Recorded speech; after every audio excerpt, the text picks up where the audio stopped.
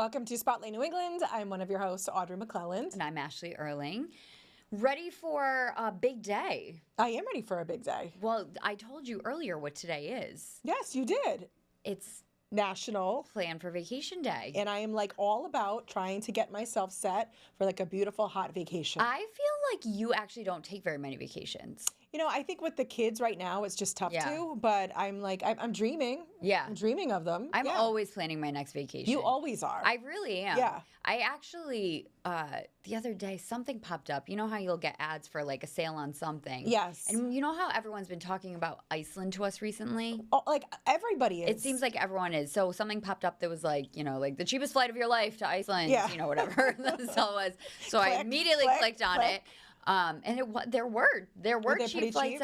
But I'm like, when can I really go? But would a getaway for you right now, would it be hot or would you prefer to go cold? Because you like New Hampshire. Yeah, I mean, that's our next getaway. Yeah. Is we're going to New Hampshire for the kids' February vacation. Right. We'll go skiing, we'll do that. So I actually, despite all of this weather that we've had, I do not mind the cold. Okay. It's not where I would always want to be per se, but I don't mind the cold. I just don't like driving in it.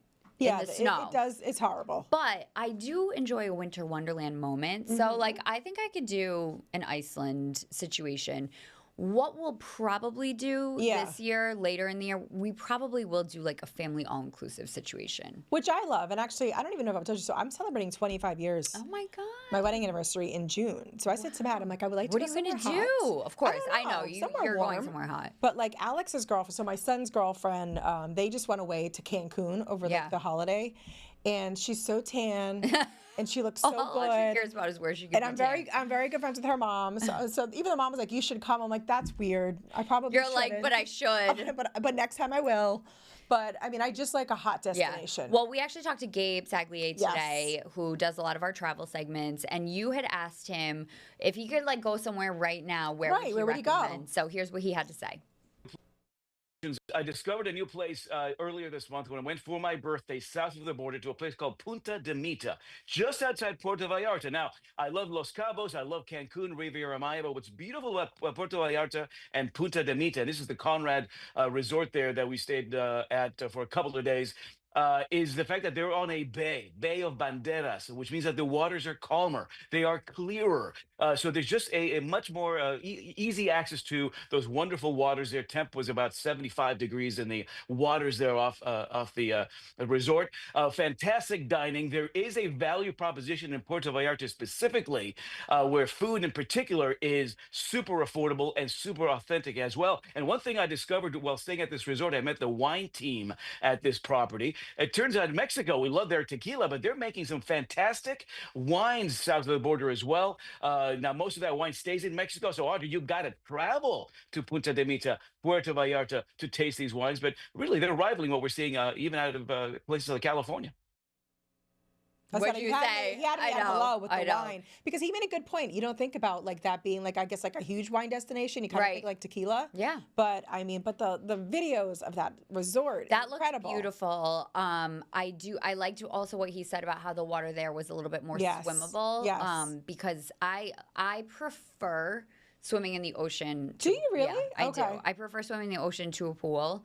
So if I can be somewhere where there is like a nice beach that is water that you can go relax in. I don't mind some waves, obviously, but like for example, when we went to Hawaii, actually, it was pretty rough water. So could you actually? We went in the water, but like it wasn't like relaxing. You were like jumping in the waves and like that type of swimming, which is fine. Right. But you know, I like to sometimes just relax. Just relax. So that's all I like a great destination. Yeah, and I trust Gabe. Everything Gabe says is I trust. He actually, I called him up when I was planning my honeymoon. I remember you telling me this. Yeah, and he gave me some great recommendations for many different places. He's the best. We stopped a couple of different places. He just really is very, very knowledgeable. So that sounded great. And you can't be a good all-inclusive. No, they're not great all the for same. families. They're not all the same. No, but if you can find a good one, I mean that's how we've always traveled with all the kids. It's just like the least amount of stress. Yes. You can just easy relax. peasy. Yeah. They can eat as much as they want. No one's telling them they can't. Ice cream. Yep. Even the cruise. Yep. Best. Your ice cream melted, get another one. Get what you want. That's it. I don't care. Good. I love it. So plan your vacation today for National plan your vacation day. And we have a lot more fun coming up today on Spotlight New England back here at home. So stay with us. Welcome back to Spotlight New England. We often talk on this show about how spoiled we are to have all that we have, the amazing dining and destinations. We are second to none. So we're so excited to dive in today with Farouk Rajab, who is the CEO and president of Rhode Island Hospitality and knows everything there is to know about our wonderful state and all that we have to offer. Welcome. You have your own show as well, so you're. We do. I don't need to tell you how this works. No, it's like home for me. I love it. Pro over here. I love We're it. going to dig into your show a little bit more later because I want to hear all about it and what you guys are doing. But first of all, just tell us, in case people are not familiar with what Rhode Island Hospitality does, what is it that you do? We really focus on education and educating. I can't speak today. It's the cold weather. I know. It's making me It's too much. I know. tongue-tied, but it's educating the next generation of hospitality leaders, workers. That's our primary focus. Secondary, we do advocacy on behalf of the industry, as well as we do training, education, and networking. Networking events is important for our industry. It's business to business, but as well as the industry likes to get together and learn from each other. So we try to bring them together. And do you think that's everywhere, or do you think that's specific to Rhode Island? I feel like in this state, that's a good question. I don't know if because it's so small, it seems like there's a camaraderie that maybe goes a little deeper than you might find in other places. It is, and it's funny because I travel a lot for work. We were just talking about traveling for work, and everywhere I go, when I talk about how connected our state is, how connected we are with the leaders, and if you want to talk to the governor, you just pick up the phone, call the governor, or call the Speaker of the House, and speak with them. This doesn't happen in bigger states, so it's very unique to Rhode Island. But as well as that camaraderie and connectivity between the industry, it's unique to Rhode Island. I think size in this is helpful. Yeah, in absolutely. That matter, but where did your passion begin for the hospitality industry?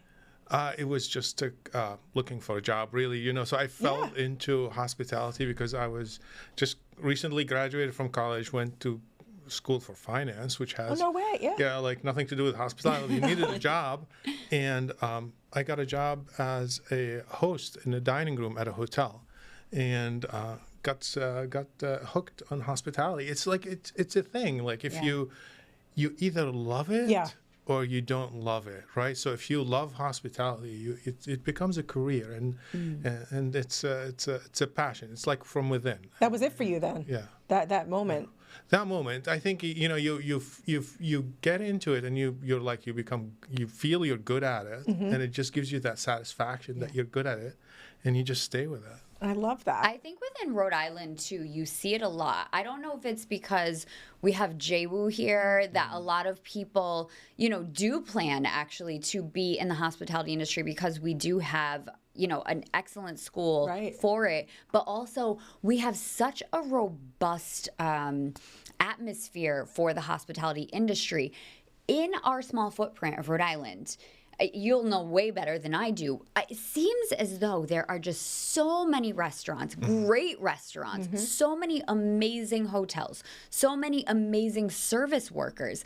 That feels abnormal to me to have it like that in such a small area. It is very unique, and I'm looking at the picture behind you. That's actually the grounds of Castle Hill, right? And I travel the world, but I travel for work, and I came back from a destination this summer that I was there for a week of business trip, and I had a meeting at Salve Regina.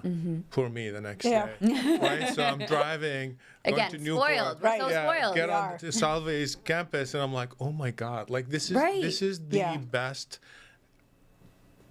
best state in the union, best country on earth. It's so amazing, and our restaurants are second to none. Like you eat anywhere you want to eat, and you come back and you go and dine anywhere in Rhode Island. You're like, wow, the food is excellent. It really is. It's fresh. It's unique. And Johnson & Wales being the gold standard of hospitality, it just feeds that market with talented chefs, talented hospitality leaders, and now CCRI is coming on board with a 2-year associate degree in culinary arts. Oh, that's great. I didn't know that. Yeah, and That's their great. Newport That's campus. amazing. I'm so excited for that.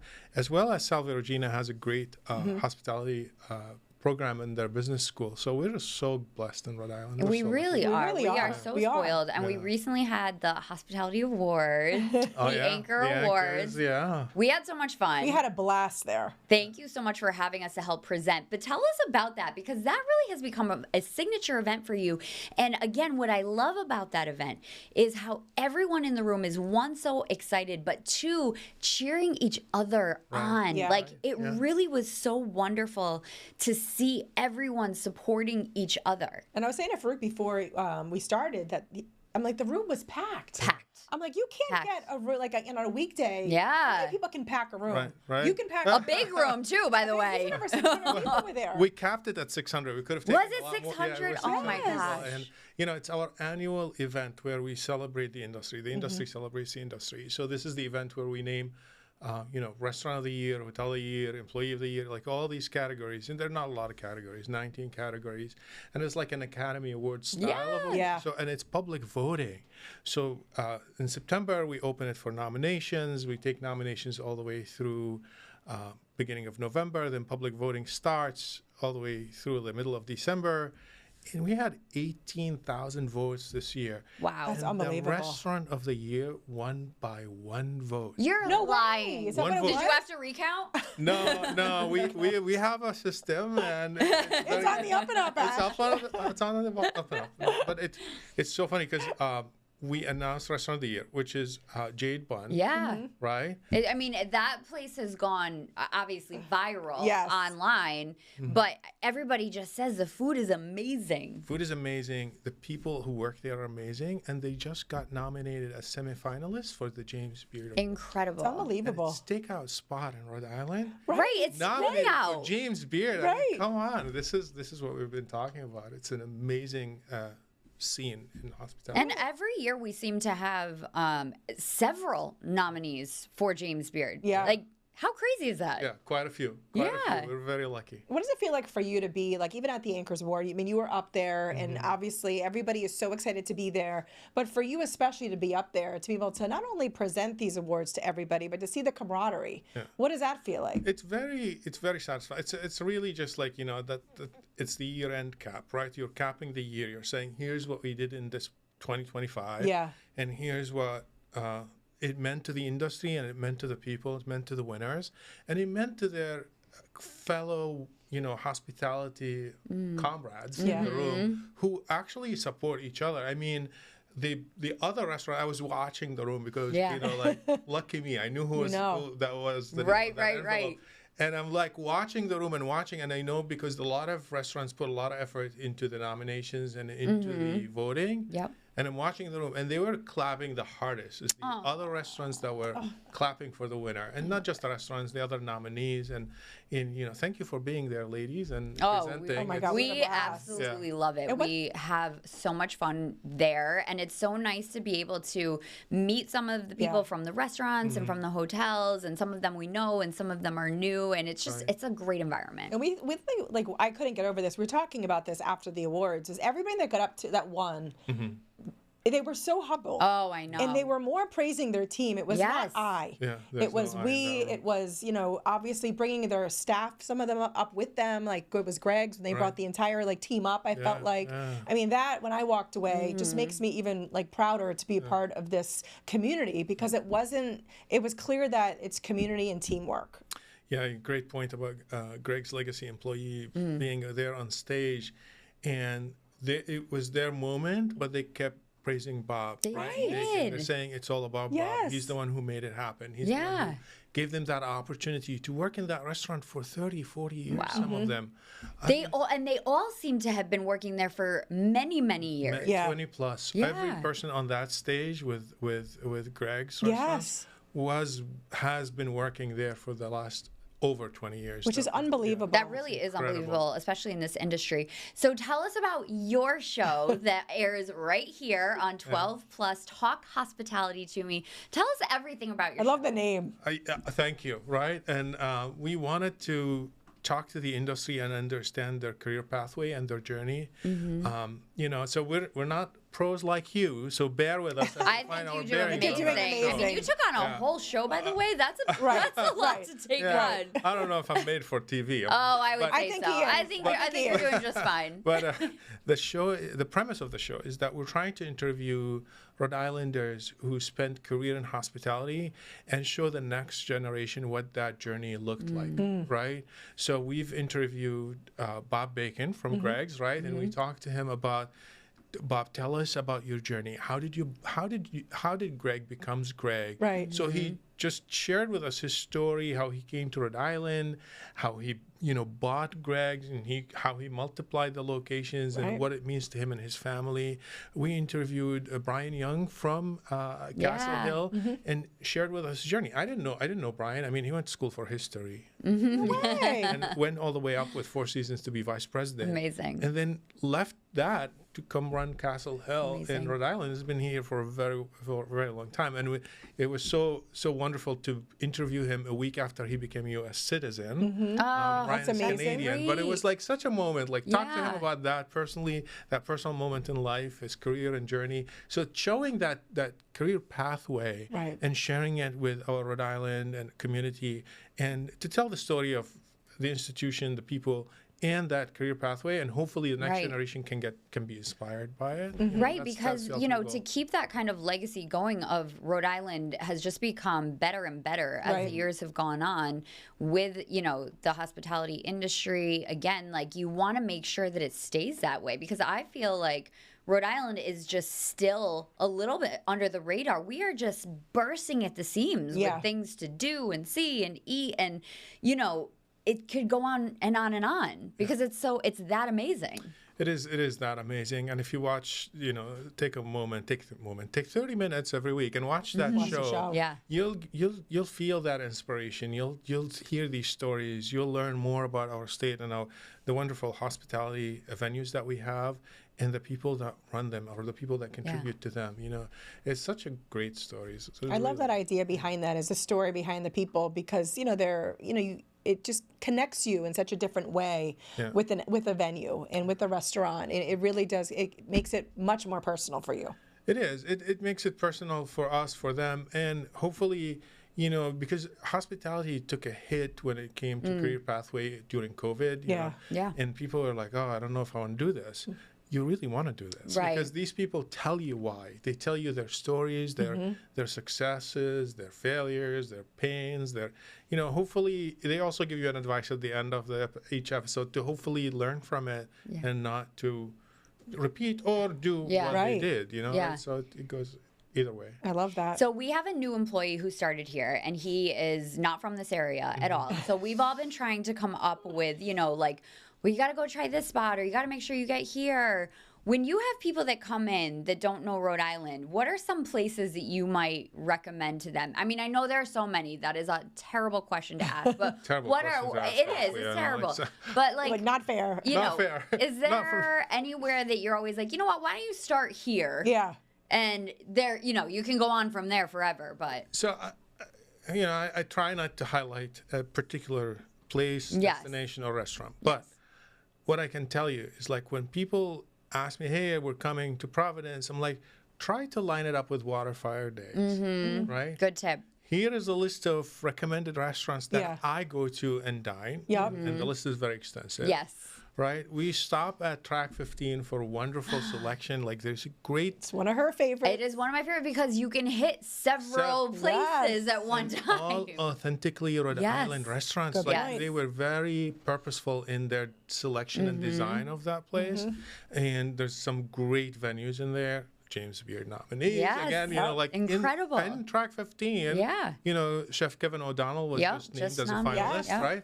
And there's I love Newport. I really do. Newport is like If there's anywhere I would live other where than I live right now, it's Newport. Yeah. Westerly holds a special spot in my heart. I always say I gotta get down there more. Hot spots over there. Well, because I'm a Rhode Islander, I can't drive all the way to Westerly. Across the bridge. Yeah, I live there, so you better come and visit. So Westerly is fantastic. There's so much to offer. So I always try to say to people, hey, have you been to Block Island? Have you been to Westerly? Have you been to Newport? Have you been to North Kingston? I mean, the list is so many. Bristol, Shepache. Yeah, Shepache. Yeah. But I like the way you say it, though. I don't say that was very fancy. Much more fancy than how I say it. Somebody in my office calls it Shepache, so I can follow her lead. She lives in Shepache, but she talks about like the Great Lakes up there. Under the radar. Under the radar, but every town, every city in Rhode Island, 39 of them, everyone is unique, and everyone has a hospitality destination that you can go to. Yeah, we really do have the best state. I agree with you. I agree with you. Well, thank you so much for joining us today on our show. And please make sure to watch Farouk's show, Talk Hospitality to Me. You can find it right here on the 12 Plus app. And stay with us. We'll be right back. Welcome back to Spotlight New England. So, love or hate winter, it's here.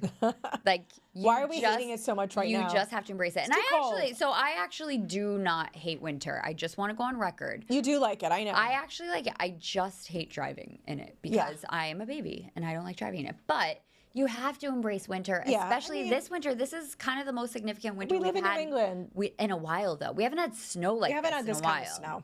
Yes. So you have to make the best of it. Fortunately for us, there are many ways to do that. That's right. All right, so Katie McNeil, who's one of our meteorologists, she went out the other day and found sledders all over Rhode Island. And, like, look at how fun that is, There's a ton of kids. Yes. You know, we had the snow day. The kids were able to get outside, actually enjoy winter and be kids. This hasn't happened for them in, like, years. No, and I have to say, my son Henry went out sledding. He's 18, and he went out with all of his buddies. And then the little boy across the street from us, he actually built a little hill. Igloo. And, a hill in his own. He's 4. And I said to Matt, I'm like, do you remember the boys used to do that? Right. It really is just, I should have found the footage too. Matt once made in our old house, you guys showed it on the roadshow once. He made a sledding hill with all little lights. Oh, yeah. LED lights. Oh, my gosh. And they showed it you guys showed it on the roadshow. I remember that. You were sure we did. Yes, you did. I'm sure I did. Matt was very advanced. It's very advanced. And then, of course, we have so many great attractions, but those bumper cars downtown. Yeah, those are so cool. I'm dying to do these. Look at this. And they're going to be here through March, which is great. So don't worry if you haven't done it yet. And you have like a time slot. And they are just like a ton of fun. You do have to book it. You do have to book it ahead of time because they're very popular. Have you ever done them? I've never done it. No. I have done them, and I have to tell you, they really are so fun. How fast do they go around? Not Is it super fast. quick? That's no? it. Okay. That's I can handle that. That's the extent. No, because when I was little, I didn't love stuff like that because I couldn't figure out how to stop spinning. Yeah, right. But as little Ashley, I was just like, I can't get out, especially if it was like the boat one. Oh, yes. Bumper boats. And I would be like, oh my gosh, I live in the water now. But they really are very, very fun, and they're not that fast. And you're right, there's a ton of stuff to do here. There is so enjoy the winter. You have to embrace it. And Yagu. I love Yagu, yes. Learn to ski. Learn to ski. Great spot for us here. Take the opportunity of having all this snow this winter that we don't normally have, and you can learn to ski. Love it. Yeah, so much to do. So much to do.